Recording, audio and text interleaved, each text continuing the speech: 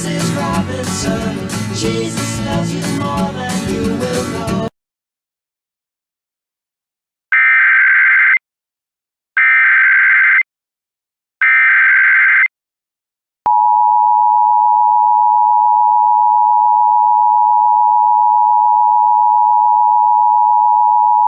The Yakima Police Department has issued an Amber Alert for a 1-year-old Hispanic female named Freya Gartrell. She is 2 feet 8 inches tall, weighs 20 pounds, has brown hair and blue eyes, and was last seen at 205 West Washington Avenue, Yakima, Washington. She was wearing a white onesie with fruit on it. They may be traveling in a 2014 gold GMC Acadia. Washington license plate BTW 5401. The vehicle was stolen from the post office parking lot with the child left inside the vehicle.